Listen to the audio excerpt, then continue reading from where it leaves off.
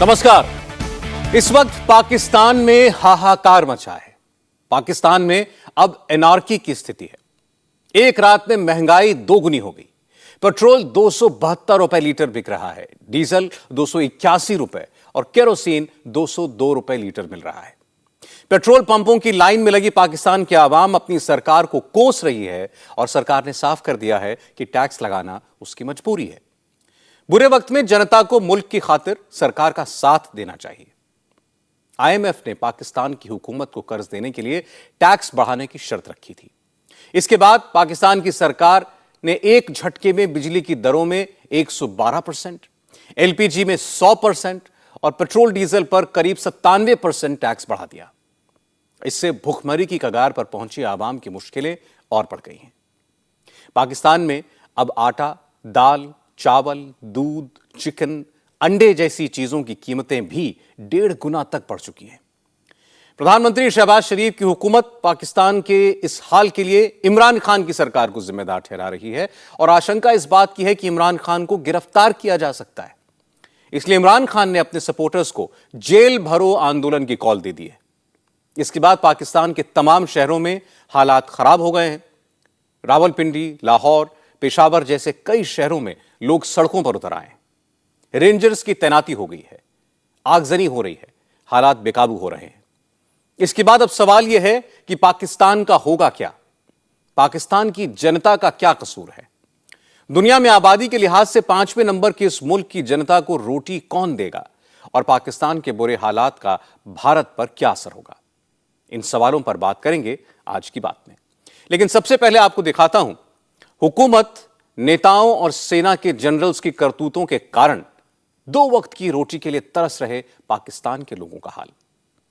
पाकिस्तान में इस वक्त लोग जो दिन भर में कमा रहे हैं उससे पूरे परिवार के लिए दाल सब्जी तो छोड़िए, सिर्फ रोटी का जुगाड़ भी नहीं हो सकता, क्योंकि पाकिस्तान में एक रोटी की कीमत भी 25 रुपए पहुंच चुकी है और दिन भर की कमाई होती है सिर्फ 100 रुपए। 100 रुपए यानी 4 रोटियों की कीमत, सिर्फ 300 मिलीलीटर पेट्रोल या सिर्फ आधा लीटर केरोसिन।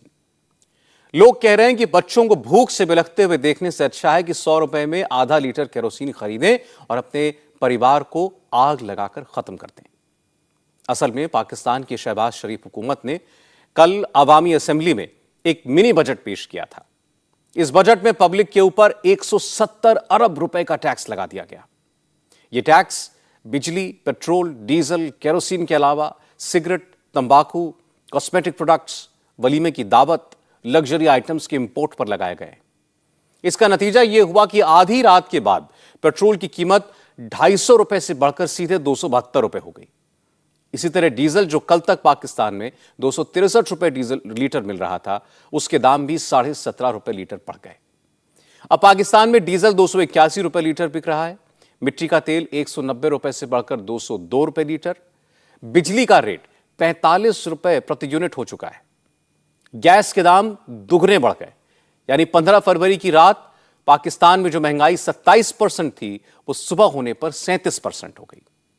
मुल्क में आटे की, चीनी की, चावल की भारी किल्लत पहले से ही है। आटे के लिए तो दंगे हो रहे हैं। अफगानिस्तान से लगे खैबर पख्तूनख्वा सूबे में गेहूं की स्मगलिंग हो रही है। चूंकि पेट्रोल डीजल महंगा हो गया है, इसलिए खाने पीने की चीजों की कीमतों में भी तेजी आ गई है। अब पाकिस्तान में दूध 210 रुपए लीटर बिक रहा है। 1100 रुपए में 1 किलो चिकन मिल रहा है। पाकिस्तान की सरकार का कहना है कि अब सरकार के पास विदेशी कर्ज का ब्याज चुकाने के पैसे भी नहीं हैं। कुछ कर्ज मिल जाए, इसके लिए आईएमएफ की शर्तों को मानने की मजबूरी है।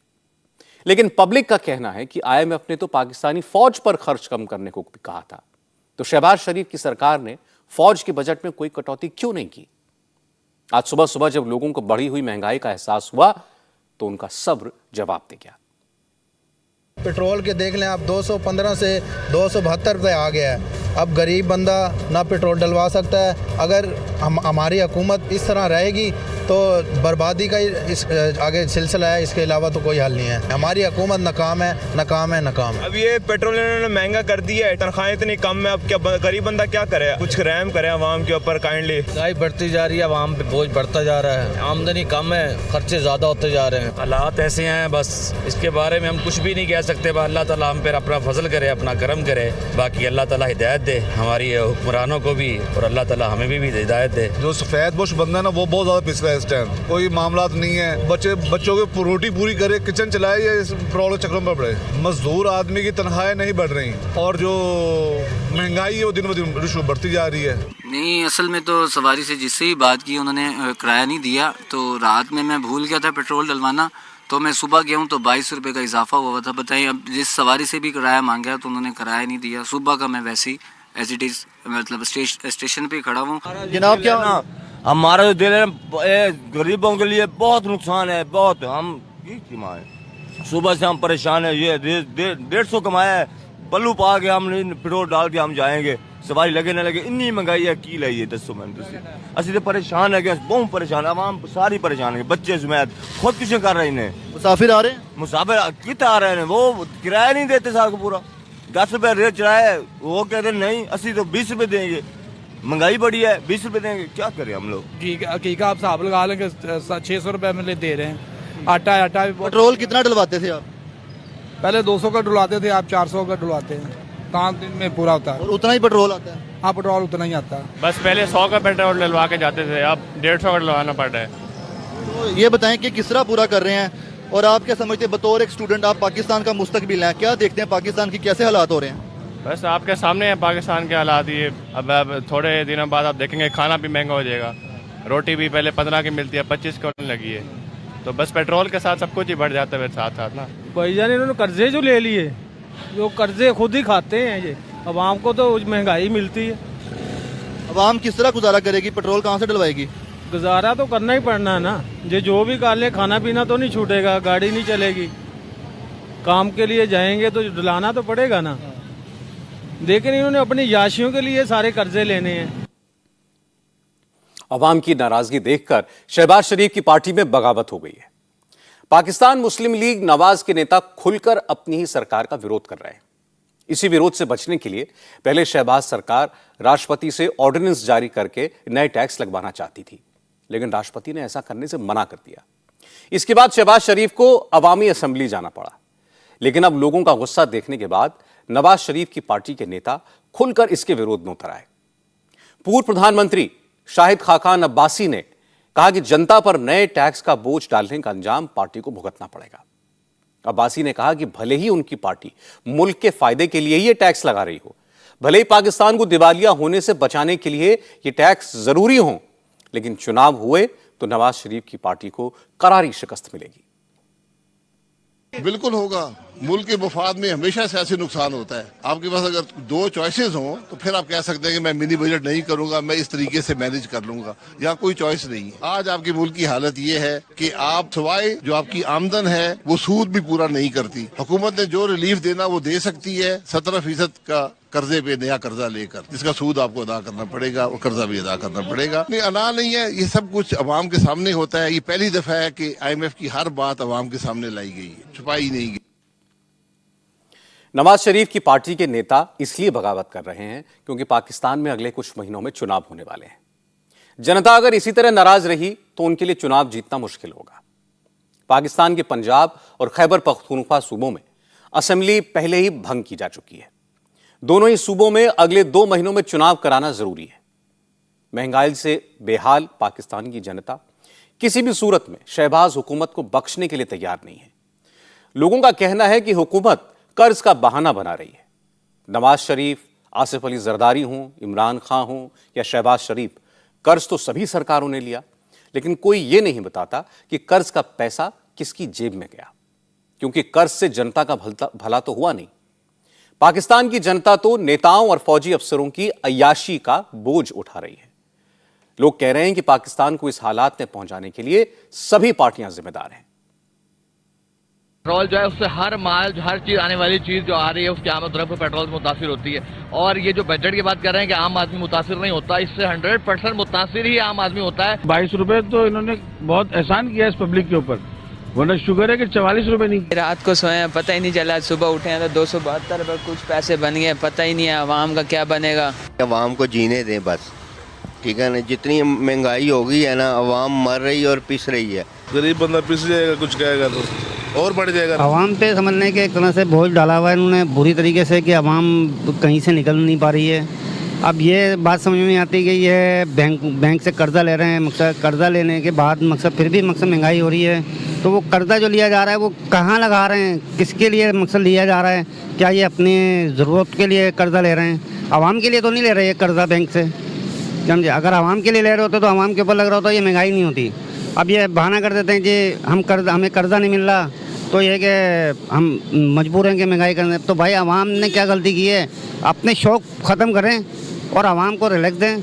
तो ये कि आवाम आप लोगों को दुआएं दें, नहीं तो भाई आप लोग जाएं हमारे को मकसद छोड़ दें, नहीं तो फिर एक ही दफ़ा हमें मार दें। सीधी सी बात है, हम तो वैसे ही मर रहे हैं। 23-24 हज़ार रुपये सैलरी मिल रही है, उसके अंदर हमारा गुजारा नहीं होता है। किराए का घर है, बिजली वालों ने अलग खून पिया हुआ है, गैस वालों ने अलग खून पिया हुआ है, गैस आती नहीं है, बिल आ रहे हैं, कहाँ से बंदा अफोर्ड करेगा?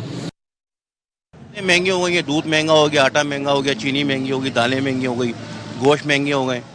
लोगों ने अपने बच्चों को स्कूलों से निकाल दिया है, फीस नहीं दे सकते हैं, वो फीसें बढ़ गई हैं। गरीब आवाम पे बम है तो बर्दाश्त करना पड़ेगा हमारे हुक्मरानों की नाअहली की वजह से। पेट्रोल तो जब महंगा हो जाए तो हर चीज़ महंगी हो जाती। आटा किधर पहुंच गया तो बस गरीब आवाम मर जाएगा। मौत के अलावा और कुछ भी सस्ती नहीं मिल रही। पेट्रोल के लिए रक्षा चलावे या बच्चों के लिए कुछ कमावे, कसम से हम सारा दिन रक्षा चलाते हैं, पेट्रोल का पूरा नहीं होता है। इतना महंगाई हम लोग करे क्या करे? गरीब लोग घर चलावे या मोटरसाइकिल चलावे या खुद को चलावे, तो गवर्नमेंट कोई रास्ता बतावे हम लोगों को, या तो अपने को आग लगावे या तो कुछ करे ना। ये तो आवाम को जो है ना भीख मंगवाएंगे, आवाम जो है ना खुदकुशी करेगी और क्या करेगी, जो इनका हाल है। ये राशन भी देखो किधर पहुंच गया, आटा किधर पहुंच गया। हम लोग गरीब लोग क्या करें? अब ये गरीबी खड़ा है, ये भी हम लोग खड़ा कर देंगे। जनता का ये गुस्सा ही शहबाज शरीफ की पार्टी के लीडर्स को परेशान किए हुए है। वैसे भी शहबाज मुल्क के वजीर आजम हैं, लेकिन लोगों को पता है कि इस हुकूमत की कमान लंदन में बैठे नवाज शरीफ के हाथ में है। इसलिए पीएमएल नवाज की पार्टी के नेता खुलकर शहबाज शरीफ पर हमला कर रहे हैं। शरीफ की पार्टी के एक सेनेटर मुशाहिद हुसैन ने कहा कि 1971 के बाद पाकिस्तान अपने सबसे बड़े संकट का सामना कर रहा है। पाकिस्तान में पहली बार आटे के लिए दंगे हो रहे हैं। ये 1971 के बाद सबसे बड़ा बुरहान है पाकिस्तान का। क्वेश्चन है कि we live in 21st century, 2023 हो गया काशिफ साहब, लोगों के मसाइल क्या है? People are dying. आटा के राइट्स पहली दफा पाकिस्तान की तारीख में हुए, 3 लोग मर गए हैं। मईशत का क्या हाल है? और दहशतगर्दी पूरे खैबर पख्तूनख्वा में फिर आ रही है, उसको कैसे मुकाबला करना है? काउंटर टेररिज्म स्ट्रेटजी हमारे पास बनी नहीं अभी तक हम सिर्फ वी आर मॉडलिंग थ्रू। तो उस हवाले से अगर आप लोगों की बात कर रहे हैं और ये स्टेटस को इस किस्म का अनटेनेबल, ये जमहूरियत की गाड़ी अगर चलेगी तो हिज़्ब इख्तिलाफ एक पहिया है, हिज़्ब इक़्तिदार दूसरा पहिया है। They have to work together. चूंकि इमरान खान पिछले कुछ महीनों से पाकिस्तान में चुनाव कराने की मांग को लेकर आंदोलन कर रहे हैं, अब बिगड़े हालात ने इमरान ने एक बार फिर चुनाव की बात कही। इमरान खान ने कहा कि पाकिस्तान को संभाल पाना शरीफ खानदान के बस की बात नहीं है। अब एक ही रास्ता है, फ्री एंड फेयर इलेक्शन हो, आवाम की चुनी हुई सरकार बने, जिसके बाद पाकिस्तान की इकोनॉमी को पटरी पर लाने के लिए कड़े फैसले लेने का इख्तियार हो। क्योंकि अभी एक हमारी असेंबली के अंदर एक मिनी बजट आया, और ये जो मिनी बजट है इससे एक अवाम के ऊपर एक मजीद और महंगाई का बोझ पड़ने लगा। तो मैं अपनी कौम से सिर्फ, क्योंकि मैं बड़ी देर से आपसे बातें करता रहा हूं, मैं सिर्फ आज इसलिए बात कर रहा हूं कि देखें ये जो हो रहा है ना पाकिस्तान से, ये होना ही था। जब हमारी हुकूमत हटाई गई तो मैं तब से कह रहा हूं कि मुल्क के मसलों का हल सिर्फ एक है, वो इलेक्शंस करवाएं और अवाम के मैंडेट से एक हुकूमत लेके आएं, जो हुकूमत फिर वो फैसले करे मुल्क के लिए जो मुश्किल फैसले हैं, लेकिन क्योंकि अवाम के मैंडेट से वो हुकूमत आई होगी, वो फैसले कर सकेगी। और मैं तब से कह रहा हूं कि इलेक्शन के अलावा पाकिस्तान के मसले मसाइल का कोई हल नहीं। हमारी जब हुकूमत जो साजिश हुई और जब गिराई गई, तो मैंने ये एक चीज बार बार कही कि जो नई हुकूमत आएगी उससे ये मुल्क संभाला नहीं जाएगा। लेकिन पब्लिक के अपोजिशन के विरोध से बचने के लिए शहबाज शरीफ सरकार अब एक नया सियासी दांव चलने की तैयारी में। इमरान खान को गिरफ्तार किया जा सकता है। खबर है कि पाकिस्तान की राजधानी इस्लामाबाद, पाकिस्तानी आर्मी के हेडक्वार्टर रावलपिंडी, पंजाब सूबे की राजधानी लाहौर और इमरान खान का गढ़ माने जाने वाले पेशावर में बड़े पैमाने पर सुरक्षा बलों की तैनाती की जा रही है। इसमें पुलिस बल के साथ साथ पाकिस्तान के रेंजर्स और आर्मी की प्लेटून्स भी शामिल हैं। इमरान खान की गिरफ्तारी के अंदेशे पर उनके सपोर्टर्स ने लाहौर में उनके घर की घेराबंदी कर दी। उन्होंने इमरान खान के बंगले के बाहर ही डेरा जमा लिया। दरअसल इमरान खान पर सरकारी तोहफे बेचने, अवैध संबंध से एक बेटी होने, ऐसी जानकारी छुपाने के गंभीर इल्जाम हैं। पाकिस्तान के चुनाव आयोग के सामने प्रोटेस्ट करने के एक और मामले में इमरान खान ने लाहौर हाई कोर्ट से बेल मांगी तो कोर्ट ने इमरान खान को तलब कर लिया, लेकिन इमरान पेश नहीं हुए। आज भी इमरान खान पेशी के लिए नहीं आए। उल्टे उन्होंने कोर्ट में जो हलफनामा दिया उसमें उनके दस्तखत भी फर्जी निकले। कोर्ट ने उनकी प्री अरेस्ट बेल पिटीशन को खारिज कर दिया। इसके बाद अब पूरे पाकिस्तान में इमरान खान की गिरफ्तारी की चर्चा हो रही है। इन चर्चाओं को और हवा तब मिली जब पाकिस्तान के होम मिनिस्टर राना सनाउल्लाह ने कहा कि इमरान खान कोर्ट से भागते रहे तो उन्हें गिरफ्तार किया जाएगा।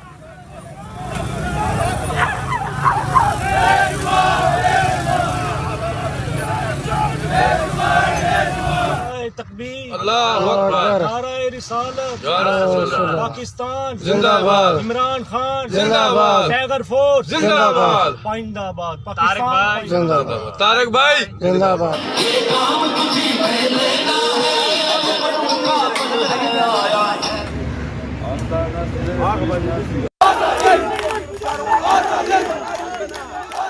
जहाँ तक मेरी समझ की बात है तो मेरी समझ के मुताबिक तो गिरफ्तारी होनी चाहिए।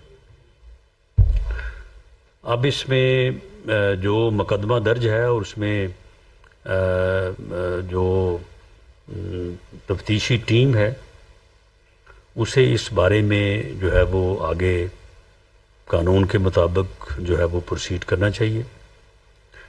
और जब उन्होंने कल से अदालत का, अगर मैं ये कहूँ तो ये इससे कम नहीं है कि ये अदालत आलिया के एहतराम में कमी लाने और मजाक उड़ाने वाली बात है कि आप खुद ही दरख्वास्त दायर कर रहे हैं। भाई किसी ने आपको मजबूर किया कि आप दरख्वास्त दायर करें? दरख्वास्त दायर करके आप खुद ही कह रहे हैं जी इतने बजे पेश होंगे, और रात के कोई मेरा ख्याल है कोई 9 बजे का कि 9:30 बजे का टाइम दिया। पहले तो इस बात की हैरानगी थी कि रात 9:30 बजे पेश होने का मामला क्या है, इसका क्या जवाब बनता है। उसके बाद 9:30 बजे कहा कि नहीं जी अब कल जो है वो सुबह पेश होंगे। फिर सुबह कहा जी अब 12:30 बजे पेश होंगे। 12:30 बजे कहा कि नहीं जी अब हम 6 बजे पेश होंगे। यानी ये कोई तरीक़ाकार है? यानी ये अपना जो है वो किस तरह से मुल्क में जो सिस्टम है उसका किस तरह से जो है ये आदमी जो है ये मजाक उड़ा रहा है। और बिल्कुल इसकी गिरफ्तारी जो है वो बनती है। शहबाज सरकार ने इमरान खान को गिरफ्तार करने की धमकी दी तो उनकी पार्टी के नेता मैदान में उतरे। इमरान खान सरकार में मंत्री रहे फवाद चौधरी ने कहा कि इमरान खान को कोई चोट पहुंची तो पूरे पाकिस्तान में आग लग जाएगी, इससे मुल्क का बड़ा नुकसान होगा। लेकिन इमरान खान के ऊपर असैसिनेशन अटेम्प्ट हुई, कातलाना हमला हुआ और अब भी इंटेलिजेंस रिपोर्ट्स कह रही हैं कि उनके ऊपर दोबारा हमले का खदशा है। वकला को उठाया जाता है, हमारे लोगों को उठाया जाता है और राना सनाउल्लाह फख्र से फिर कहता है कि हाँ हम इमरान खान को भी गिरफ्तार करेंगे। इमरान खान पाकिस्तान के इस वक्त सबसे बड़े लीडर हैं और उनकी इज्जत और एहतराम के साथ उनका जो उनके साथ जो ज़रूरी है कि जिस तरह पाकिस्तान के हर शहरी की इज़्ज़त और एहतराम होनी चाहिए, उसी तरह इमरान खान का इज़्ज़त और एहतराम होना चाहिए। क्योंकि चागी से लेके और आपके फॉर्मर फाटा एरियाज तक, चागी से लेके मालाकांड तक और मालाकांड से लेके कराची और लाहौर तक और गिलगित बल्तिस्तान से मुजफ्फराबाद तक एक ही आदमी है जिसकी आवाज़ पाकिस्तानियों को जोड़ती है, और वो इमरान खान है। आज आप एक वफाकी सियासी जमात और एक वफाकी लीडर को इस तरह से एक्सपोज करेंगे, उसे कमज़ोर करेंगे, आप पाकिस्तान को कमज़ोर कर रहे हैं। इमरान खान को कमज़ोर करना, तहरीक इंसाफ को कमज़ोर करना, पाकिस्तान को कमज़ोर करना है। चूंकि इमरान खान की जमानत की याचिका खारिज हो चुकी है, होम मिनिस्टर साफ साफ कह रहे हैं कि इमरान खान को अब गिरफ्तार भी किया जाएगा। इसके बाद इस बात की पूरी संभावना है कि देर रात तक इमरान खान के घर पुलिस पहुंच जाए, क्योंकि लाहौर, पेशावर और रावलपिंडी में फौज के साथ साथ आर्मी के रेंजर्स की तैनाती भी हो रही है। इसलिए इमरान को भी लगने लगा है कि अब सरकार उन्हें जेल भेजकर ही रहेगी। इसलिए इमरान ने अपने सपोर्टर्स से कहा, सड़क पर उतरो, पूरे पाकिस्तान में गिरफ्तारियां दो, जेल भरो आंदोलन का ऐलान कर दिया। इमरान खान कह रहे हैं कि अगर पाकिस्तान को बचाना है तो आवाम को घर से बाहर निकलना होगा। सारे पाकिस्तानियों को मैं आज अपील कर रहा हूं कि अपनी हकीकी आज़ादी के लिए हमारी जेल भरो तहरीक में शामिल हो। ये दरअसल आपको उधर लेके जाएगा जिधर एक आज़ाद पाकिस्तान और एक खुशहाल पाकिस्तान बनेगा। वो तब आएगा जब एक रियासत आपके बुनियादी हकूक़ की हिफाजत करेगी। इसलिए ये जेल भरो तहरीक जो है, इसका मतलब ही ये है, ये एक जहाद का नाम है, एक आज़ादी का नाम है। और मैं चाहता हूं कि जितने भी आप में से इसमें शिरकत करेंगे, उतनी जल्दी हम अपने मकसद पर पहुंच जाएंगे कि अपने मुल्क को एक हकीकी तौर पे आज़ाद कर लें। इमरान खान ने जेल भरने की धमकी दी तो नवाज शरीफ की बेटी ने उन पर हमला बोल दिया। मरियम नवाज ने कहा कि इमरान खान सिर्फ बड़ी बड़ी बातें करते हैं, अपनी हुकूमत के दौरान उन्होंने एक कॉलेज तक तो बनवाया नहीं, वो सिर्फ एनार्की फैलाना जानते हैं, कंटेनर पॉलिटिक्स करना जानते हैं। मरियम नवाज ने कहा कि इमरान खान की वजह से ही पाकिस्तान का बेड़ा गर्क हुआ है। आपके पास ना कोई इकोनॉमिक प्लान है, सिर्फ गिराओ, जलाओ, मार दो, मर जाओ, जेल भर दो, ये है आपका एजेंडा। ना आपके पास कोई माशी प्लान है, ना आपके पास कोई आपकी इकोनॉमिक पॉलिसीज हैं, ना आपने कोई प्रोजेक्ट दिया। मेगा प्रोजेक्ट तो दूर की बात है, आपने कोई प्रोजेक्ट भी नहीं दिया। कोई एक कॉलेज, कोई एक यूनिवर्सिटी, कोई एक हॉस्पिटल, कोई एक मोटरवे, कोई एक एक्सप्रेसवे, कोई एक बिजली का मंसूबा, कोई एक सीपेक जैसा कोई मंसूबा निकाल के दिखा दे, कुछ भी नहीं। झूठ का नाम बयानिया रख दिया। सोशल मीडिया के नाम पर आप लोगों की इज्जतें उछालने की कैंपेन्स चलाते, और सोशल मीडिया पे हमें भी मुकाबला करना पड़ता है। मुझे बहुत तकलीफ होती है जब हमें वो मुकाबला करना पड़ता है। हमारे पास तो सच्ची बातें करने के लिए आपने झूठ का नाम बयानिया रखा हुआ है आजकल। और बहुत अफसोसनाक डेवलपमेंट है कि परफॉर्मेंस की जगह जो है वो नेगेटिव पॉलिटिक्स ने ले ली। जो नेशनल नैरेटिव होना चाहिए, कौमी बयानिया होना चाहिए, उसकी जगह झूठ के बयानिए ने ले ली। और इन सब चीज़ों ने परफॉर्मेंस को भी रिप्लेस कर दिया, और जो कंस्ट्रक्टिव पॉलिटिक्स थी उसको भी रिप्लेस कर दिया। जिस वक्त मरियम नवाज इमरान खान पर हमला बोल रही थी, उसी वक्त इमरान खान के सपोर्टर्स और उनकी सरकार में पाकिस्तान के होम मिनिस्टर रहे शेख रशीद रावलपिंडी की अडियाला जेल से रिहा होकर बाहर आए। शेख रशीद को 15 दिन पहले अरेस्ट किया गया था। जेल से बाहर आने के बाद शेख रशीद ने कहा कि वो अब शहबाज शरीफ की हुकूमत की उल्टी गिनती गिन रहे हैं। अब पाकिस्तान को सिर्फ अदालत और इमरान खान ही बचा सकते हैं। मैं 15 दिन ससुराल में रह के आ रहा हूँ, घबराने वाला नहीं। 7.5 साल यहाँ से कैद काट के निकला था। सच के साथ हूँ, हक के साथ हूँ। पिंडी जो है गैरतमंदों का शहर है और नस्ली और असली लोगों का शहर है। हम खड़े हैं सच के साथ, इमरान खान के साथ खड़े हैं। अब मरियम साहबा कहती हैं कि मेरी ये हुकूमत नहीं है, ये शहबाज की हुकूमत मेरी नहीं है, हम भी यही कहते थे कि नून और शीन और है। शबाज कहता मैं दिन रात काम करता हूँ, और भाई दिन को काम करो, रात के काम छोड़ दो। रात को काम करते हो, पेट्रोल महंगा, आटा महंगा, घी महंगा, 88 वजीरों पे कौम थूकती भी नहीं है। अल्लाह ने चाहा, अब इस मुल्क को अल्लाह के बाद सिर्फ अदलिया बचा सकती है और कोई नहीं बचा सकता। हम तैयार हैं, मैं अपना आधा सामान छोड़ आया हूँ, अगर काल हो के फिर वापस जाना तो सबसे पहले गिरफ्तारी मैं दूंगा। सब देंगे। एक मिनट यार, और हमारा फर्ज है, हमने अयूब खान को गिराया, हमने याह्या खान को गिराया, हमने भुट्टो को गिराया, हमने नवाज शरीफ को गिराया।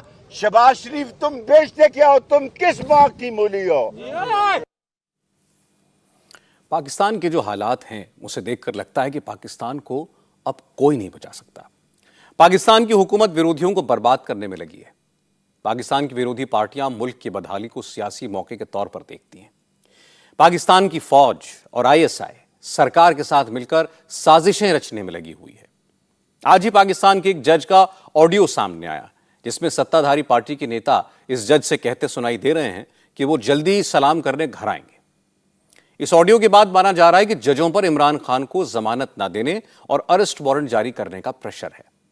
कुल मिलाकर सब अपना अपना स्कोर सेटल कर रहे हैं, और इन सब के बीच पाकिस्तान के आम लोग पिस रहे हैं, बच्चे भूख से बिलख रहे हैं, लेकिन उनकी रोटी का इंतजाम करने वाला कोई नहीं है।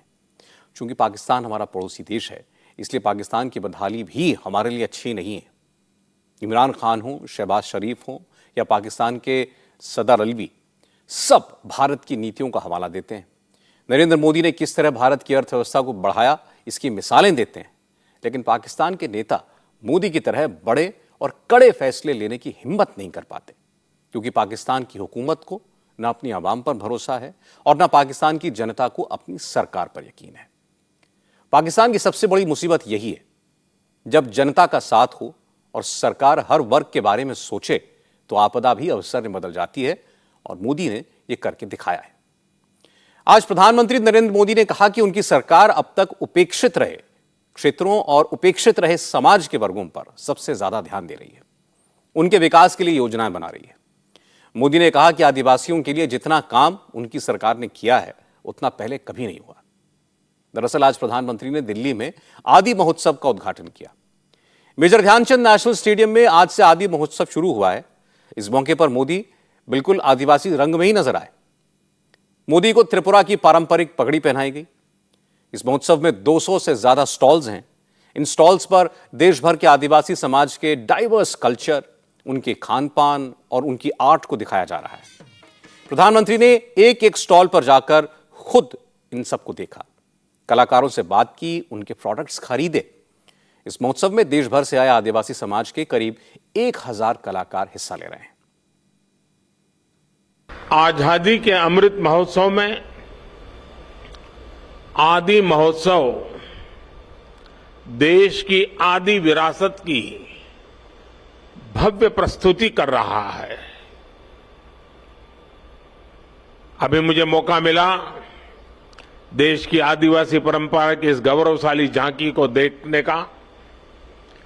तरह तरह के रस, तरह तरह के रंग, इतनी खूबसूरत पोशाकें, इतनी गौरवमयी परंपराएं, भिन्न भिन्न कलाएं, भिन्न भिन्न कलाकृतियां, भांति भांति के स्वाद, तरह तरह का संगीत। ऐसा लग रहा है जैसे भारत की अनेकता, उसकी भव्यता कंधे से कंधा मिलाकर एक साथ खड़ी हो गई है। ये भारत के उस अनंत आकाश की तरह है जिसने उसकी विविधताएं इंद्रधनुष के रंगों की तरह उभर करके सामने आ जाती है। प्रधानमंत्री मोदी ने कहा कि पहले जो आदिवासी समुदाय खुद को समाज से अलग थलग मानते थे, अब सरकार उनके दरवाजे तक पहुंच रही है। उनकी सरकार ने आदिवासियों को मुख्य धारा से जोड़ा है। मोदी ने कहा कि उन्होंने देश के कोने कोने में आदिवासी समाज के लोगों और उनके परिवारों के साथ बहुत वक्त बिताया है। आदिवासी समाज और उनकी परंपराओं से उन्हें बहुत कुछ सीखने को भी मिला है। जिससे पहले दूर सुदूर समझा जाता था, अब सरकार दिल्ली से चलकर उसके पास जाती है। जो पहले खुद को दूर सुदूर समझता था, अब सरकार उसे मुख्य धारा में ला रही है। बीते 8-9 वर्षों में आदिवासी समाज से जुड़े आदि महोत्सव जैसे कार्यक्रम देश के लिए एक अभियान बन गए हैं। कितने ही कार्यक्रमों का मैं खुद भी हिस्सा बनता हूं।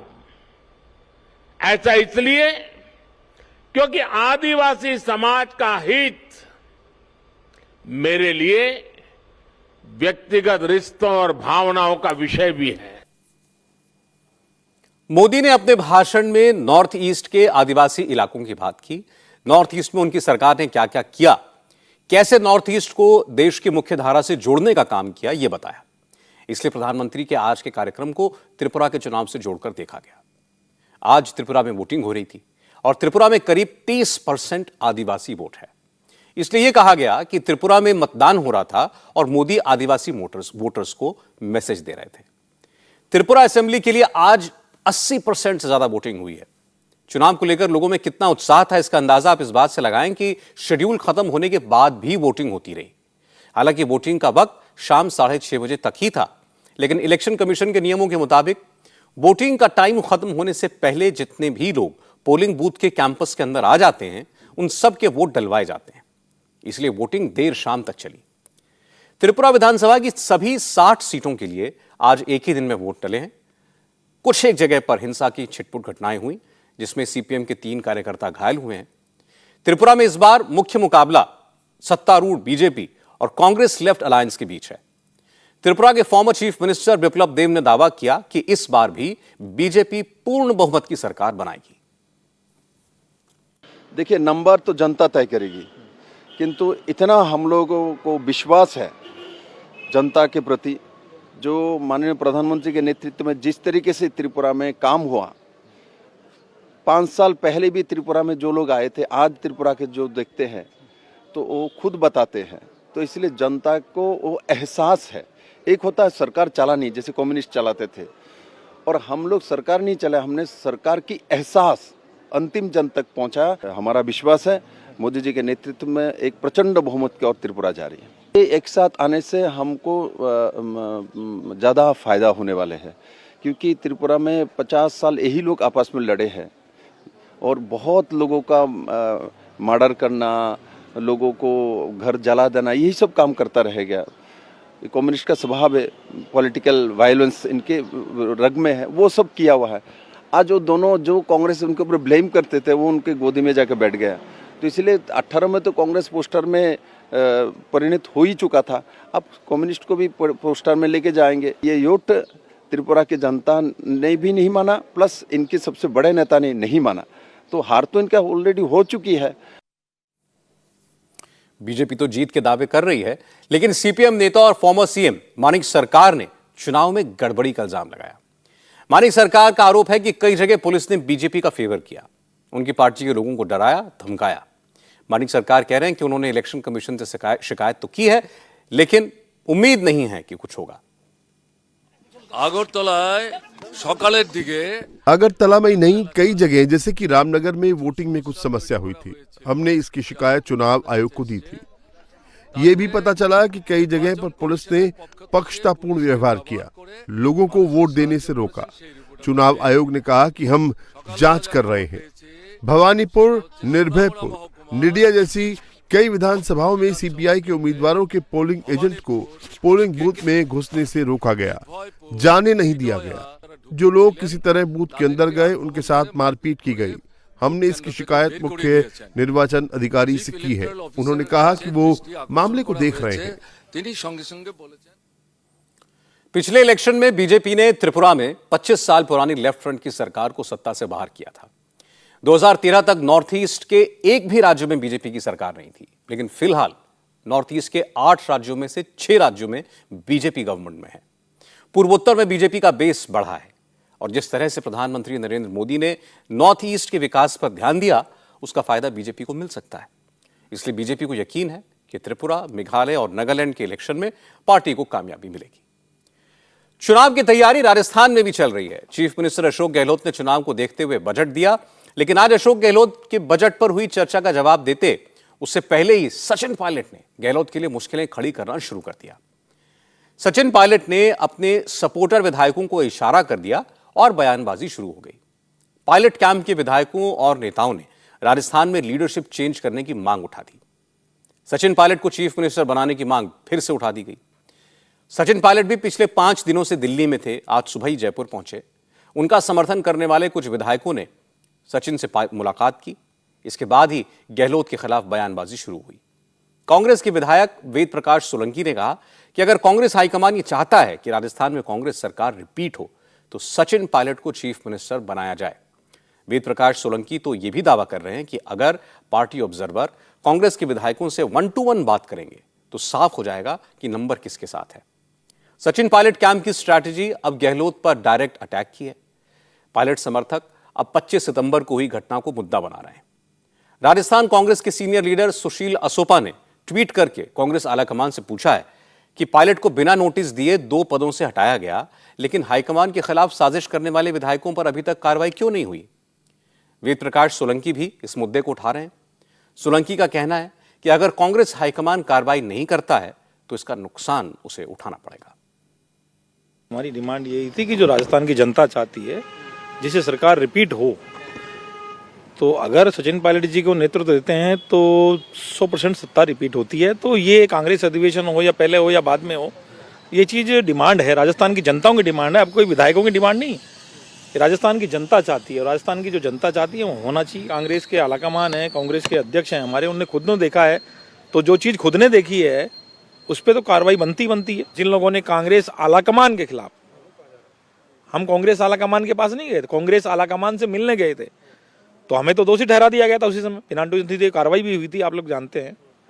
तो अब जब आलाकमान खुद यहाँ बैठा था, जयपुर के अंदर बैठे थे, हमारे प्रदेश के प्रभारी बैठे थे, ऑब्जर्वर खड़गे साहब बैठे हुए थे, उनके सामने जो पहली बार हिंदुस्तान के अंदर कांग्रेस के आलाकमान को आंख दिखाने की बात की और आंख दिखाई गई, उनके बाद समांतर पैरेलल बैठक बुलाई गई और उसके बाद में आज तक कार्रवाई नहीं गई। इससे कांग्रेस के कार्यकर्ता हताश हैं। देखिए, हमारे पास पूरे विधायक हैं, जितने भी कांग्रेस के विधायक हैं हमारे साथ हैं।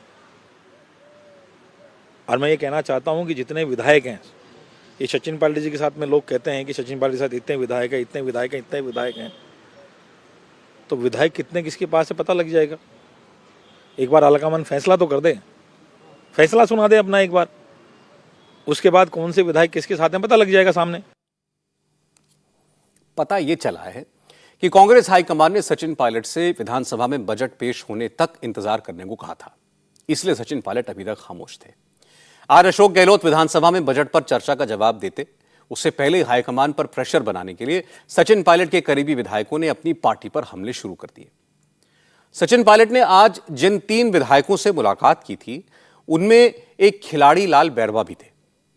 खिलाड़ी लाल बैरवा ने दावा किया कि रायपुर में कांग्रेस के अधिवेशन के बाद राजस्थान में सत्ता परिवर्तन होगा, सचिन पायलट चीफ मिनिस्टर बनेंगे। बैरवा तो यह भी दावा कर रहे हैं कि सचिन पायलट की कैबिनेट में 2 डिप्टी चीफ मिनिस्टर होंगे।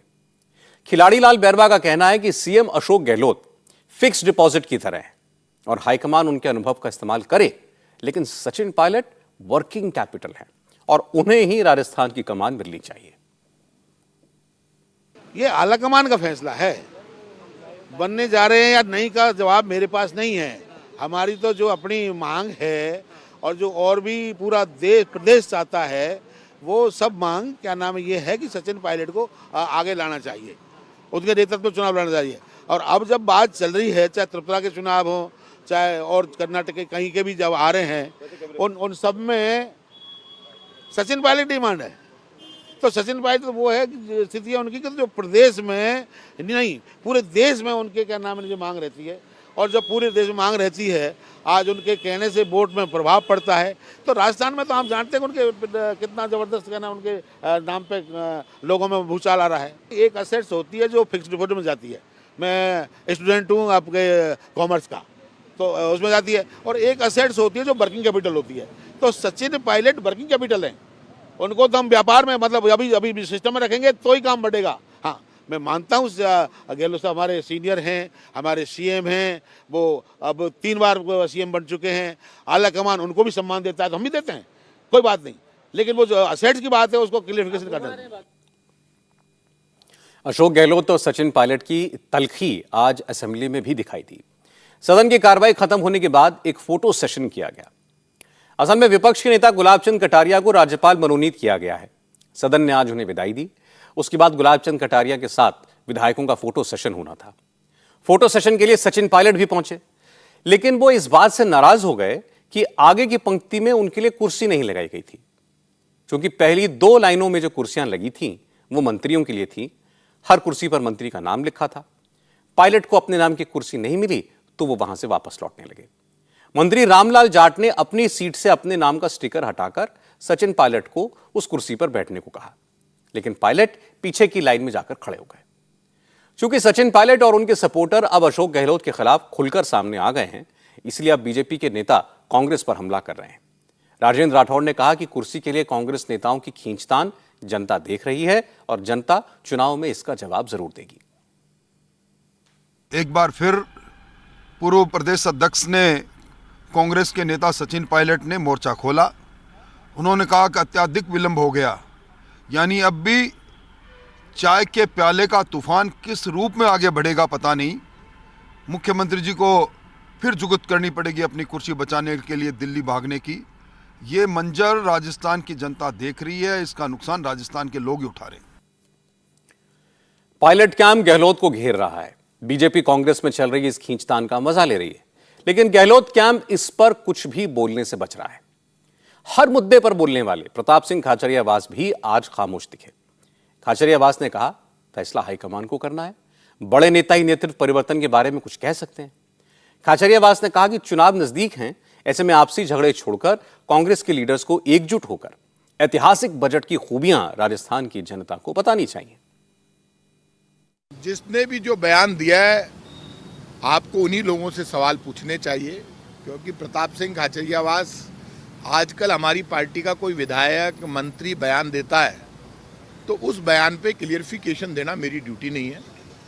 ये यदि आपको सवाल करने हैं तो आपको हमारी पार्टी के प्रेसिडेंट से बात करनी चाहिए, क्योंकि हमारे ऑल इंडिया कांग्रेस कमेटी ने जो रूल्स रेगुलेशन बनाए और फिर कांग्रेस के हित में इस वक्त मैं खुद ये मानता हूं कि बयान पर बयान देने से चर्चा ज़्यादा होती है। ये वक्त बहुत अच्छा बजट चीफ मिनिस्टर ने दिया है और उस बजट की चर्चा पूरे राजस्थान में, पूरे देश में। हमारी जिम्मेदारी है कि बीजेपी जो षड्यंत्र करती है, बीजेपी जिस तरह की राजनीति करती है, उसका मुंह तोड़ जवाब दिया जाए। देश राहुल गांधी के नेतृत्व में बीजेपी ने जो वादे किए, उन वादों को पूरा करवाने के लिए बीजेपी से मुकाबला करने के लिए तैयार खड़ा है।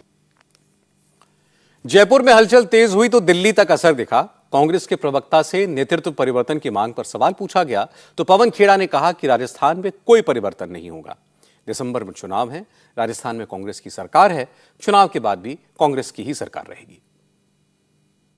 चुनाव में दिसंबर में होंगे चुनाव, और मुझे लगता नहीं कि दिसंबर में भी कांग्रेस पार्टी हारेगी, तो फेरबदल तो वहां नहीं होगा, कांग्रेस पार्टी ही वापस आएगी। असल में कांग्रेस का अधिवेशन रायपुर में होने वाला है, इसलिए सचिन पायलट फिर से एक्टिव हो गए। पार्टी हाईकमान पर प्रेशर बनाने के लिए सचिन पायलट ने अपने सपोर्टर्स को भी एक्टिव कर दिया और ये साफ कर दिया है कि वो 2 दिन के बाद एक बार फिर राजस्थान के दौरे पर निकलेंगे और इस बार पायलट उन इलाकों में जाएंगे जहां गहलोत कैंप हावी है। 20 फरवरी को सचिन पायलट गंगानगर दौरे पर रहेंगे। कुल मिलाकर ऐसा लग रहा है कि इस बार सचिन पायलट चुनाव तक इंतजार करने के मूड में नहीं है। वो चाहते हैं कि पार्टी हाईकमान इस पर चुनाव से पहले कुछ फैसला करे, उन्हें चीफ मिनिस्टर के तौर पर पेश करे। हाईकमान उनकी बात मानेगा या नहीं मानेगा ये तो अभी क्लियर नहीं है, लेकिन इतना जरूर साफ है कि सचिन पायलट का जो रुख है उसका नुकसान कांग्रेस को होगा। कहीं ऐसा ना हो कि ना माया मिली ना राम। झारखंड के कई शहरों से परेशान करने वाली खबरें और तस्वीरें आ रही हैं। महाशिवरात्रि को लेकर कुछ शहरों में तनाव का माहौल है, कहीं दो समुदायों में झड़प हो रही है तो कहीं प्रशासन के फैसले से तनाव पैदा हो रहा है। सबसे पहले आपको दिखाता हूं देवघर की खबर। महाशिवरात्रि के मौके पर देवघर जिला प्रशासन ने शहर में धारा 144 लगाने का ऐलान किया है।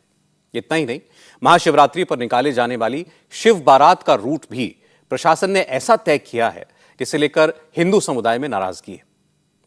देवघर बाबा बैद्यनाथ की धरती है। 12 ज्योतिर्लिंगों में से एक बाबा बैद्यनाथ के धाम में महाशिवरात्रि के दिन लाखों श्रद्धालु आते हैं। देवघर में निकलने वाली शिव बारात में महाशिवरात्रि का एक मुख्य आकर्षण है, लेकिन इस बार देवघर जिला प्रशासन ने महाशिवरात्रि के दिन धारा 144 लगा दी है। साथ ही शिव बारात का नया रूट भी तय कर दिया है और कहा है कि शहर में शांति व्यवस्था बनाए रखने के लिए जरूरी है कि शिव बारात इसी रूट से गुजरे। लेकिन बीजेपी ने इस पर कड़ा एतराज जताया है। गोड्डा से बीजेपी के एमपी निशिकांत दुबे ने कहा कि बाबा बैद्यनाथ की नगरी में शिव की बारात निकालने पर पाबंदियां लगाई जा रही हैं, ऐसा पहले कभी नहीं हुआ। उन्होंने जिला प्रशासन के ऑर्डर को झारखंड हाईकोर्ट में चुनौती दी, जिस पर कल तक फैसला आने की उम्मीद है, क्योंकि शिव बारात परसों निकलनी है। शिव बारात आराम से निकल जाए, जो यहाँ के वर्षों की परंपरा है वो कायम रहे, यही मैंने बाबा बैद्यनाथ से मांगा। और आपको पता है कि जब कोरोना काल में ये मंदिर बंद हो गया था तो मैं माननीय सर्वोच्च न्यायालय गया था और उच्चतम न्यायालय का ये फैसला आया कि देवघर का मंदिर कांवड़ यात्रा ये नहीं रुकनी चाहिए और ये पूजा स्टार्ट हुआ था। 3 जज बेंच का फैसला है। तो जब मैं सर्वोच्च न्यायालय जा सकता हूँ, सर्वोच्चतम न्यायालय जो है इसका फैसला कर सकते हैं। ये बाबा की नगरी है, यहाँ किसी का अहंकार नहीं चलता है। ये पंचसूल सीधा आपको पीछे दिखाई दे रहा है और मैं ये मानता हूँ कि ये पतन का जो है रास्ता हेमंत सोरेन का, और जो भी उसके अधिकारी उसको साथ दे रहे हैं, उन सबों को बर्बाद होने का रास्ता यही शिव बारात है। अब कई लोगों के मन में यह सवाल उठ सकता है कि शिव बारात के लिए प्रशासन ने जो रूट तय किया है उसे फॉलो करने में क्या दिक्कत है। इसका जवाब दिया शिवरात्रि महोत्सव समिति के अध्यक्ष अभिषेक आनंद झा ने। उन्होंने कहा कि उनकी कमेटी की तरफ से जिला प्रशासन के पास जो रूट सबमिट करवाया गया था वो बेहतर था, भीड़ को आसानी से मैनेज किया जा सकता था। लेकिन प्रशासन की तरफ से जो रूट तय किया गया है वो बहुत नैरो है, संकरा है। लाखों लोग शिव बारात देखने के लिए आते हैं, ऐसे में अनहोनी होने की आशंका है। निशिकांत दुबे ने भी कहा कि जो रूट शिवरात्रि महोत्सव समिति की तरफ से दिया गया उस रूट पर फ्लाईओवर भी बना हुआ है, सड़क चौड़ी है। ऐसे में जब लोगों को दिक्कत नहीं है, कलाकारों को कोई दिक्कत नहीं है, तो जिला प्रशासन राह में रोड़े क्यों डाल रहा है। लेकिन देवघर के डीएम कहते हैं कि शिव बारात हर साल की तरह ही निकलेगी। रूट सिर्फ इसलिए तय किया गया है कि कहीं अचानक रूट चेंज ना कर दिया जाए, क्योंकि ऐसा होता है तो फिर लॉ एंड ऑर्डर की सिचुएशन पैदा हो सकती है। डीएम का कहना है कि श्रद्धालुओं के आने पर किसी किस्म की रोक नहीं है। जो कुछ प्रतिबंध जो लगाया गया है वो प्रतिबंध कोई नई चीज नहीं है। ये शिव बारात जैसे पहले निकलती थी उसी तरह निकलेगी, उसमें किसी तरह का भी कोई बदलाव नहीं है।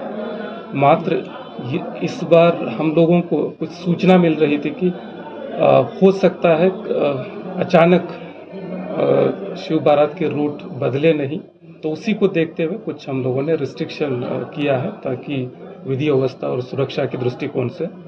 लेकिन और कोई भी प्रतिबंध नहीं है। आम जनता, आम श्रद्धालु सभी लोग आके शिव बारात जो है वो देख सकते हैं। सीआरपीसी 144 वो लोगों में एक गलत सोचते हैं कि ये कर्फ्यू है, उस तरह की नहीं है। उसमें सिर्फ ये प्रतिबंध लगाया गया कि ये वाला रूट जो है, पहले से जो चली आ रही रोड जो है वहीं शिव बारात निकले, ताकि किसी तरह का कोई कंफ्यूजन नहीं रहे। वही एक कंडीशन है। लोग कहीं से भी आके वहाँ जुड़ सकते हैं और जिस तरीके से इससे पहले वाले शिव बारात जो निकली थी और झांकी निकली थी उसी तरह निकलेगी। यहाँ और कोई किसी को कोई संदेह या शंका होने की आवश्यकता नहीं है। पलामू में भी महाशिवरात्रि के कार्यक्रम को लेकर कम्युनल टेंशन है। पलामू में शिवरात्रि के मौके पर बनाए जा रहे एक तोरण द्वार को लेकर तनाव हो गया। हिंदू और मुस्लिम समुदाय आमने सामने आ गए, पथराव हुआ, आगजनी हुई और अब पुलिस फ्लैग मार्च कर रही है। हालात काबू में तो हैं, लेकिन तनाव बना हुआ है। पुलिस ने इस मामले में 2 एफआईआर की हैं, 11 लोगों को अरेस्ट किया है, जबकि 100 से ज्यादा लोग नामजद हैं। इंटरनेट भी यहां 2 दिन के लिए बंद रहेगा। पलामू में फिलहाल शांति है, लेकिन असदुद्दीन ओवैसी और गिरिराज सिंह ऐसे जो नेता जो बयान दे रहे हैं, इससे माहौल खराब हो सकता है। ओवैसी ने कहा कि जब जामा मस्जिद के सामने कभी तोरण द्वार नहीं लगा तो इस बार क्यों लगाया जा रहा है। ओवैसी ने कहा कि पलामू में जो हुआ वो हेमंत सोरेन सरकार की नाकामी है, क्योंकि उन्होंने हालात बिगड़ने दिए और बीजेपी को अपना एजेंडा चलाने का मौका मिल गया।